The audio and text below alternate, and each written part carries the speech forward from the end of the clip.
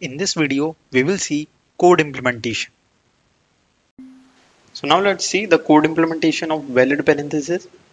So what I will do, I will take one stack here, okay, an empty stack, and I will take some top element. So again, the code is language agnostic, so you can understand it much more better.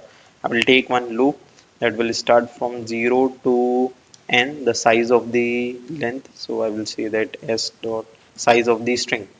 So s dot length, and inside it what I will do, I will simply check if my of I is equals to open bracket. So this is one of the type of open bracket, or if s of I is equals to this is this bracket, curly open bracket. Here is the curly open bracket, like this one, and I will check if s of I is equals to my square open bracket, this one. So like here in the text it is mentioning like this, but yeah, so it will be string, so it won't create any issue. And if this is the case, what you will do, you will simply push into the stack. So I will say if this is the case, what you will do, you will simply push into the stack. So stack dot push the current element, right? You will push it. And now if this is not the case, right, else condition. So inside else, what I will do, I will first declare my top. What is my top will be the last element of the stack, right? Stack dot length minus one. Okay. And now if suppose in this step stack is getting empty, which should not be, so what I will do, I will simply return it false. So I will return false if my element, that is f of I, is equals to suppose this closing bracket, okay, this closing bracket, and your top of the bracket is equals to suppose this bracket. So if this is the case, it will return true. So what I will do, I will simply mention if this is not a case, it should return false, right?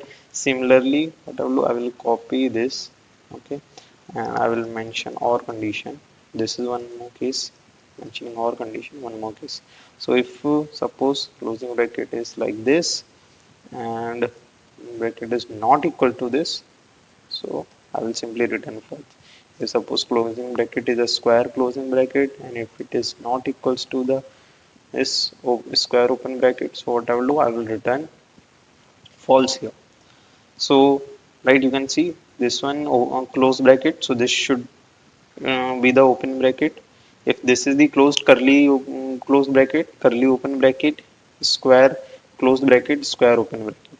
So if all these conditions, right, if all these like I have mentioned not equal, so if it is not equal to, so I will simply say return false, or let me mention it here that return false, okay. And in this case, after this, right, after this, what I will do, I will simply say pop out my element. Why I'm saying pop out my element? Because I will come here only when the bracket are getting equal. When the bracket is at getting equal, then I will come here. That's why I will pop it in the last, right, after this. So this is else condition, okay. Here after, like after this else condition and for condition, even else and for, what I will do, I will say here if my stack dot length, it should be 0, right? So if it is not equals to 0, I will simply say return false, okay. Else what I will do, I will return true here. So this will be a quite simple code of it, right? Remember always when I am returning true and there is not a function, so this will always come in a function, right? So if I write the complete code, it will be like something like this one. This is one function of where we have an s as an input, and we have one open bracket here and closing bracket here. So this is going to be like this. So yeah, this is the code implementation of part. Let's quickly check out the dry run of this code, which is very quite simple, but still let's check out.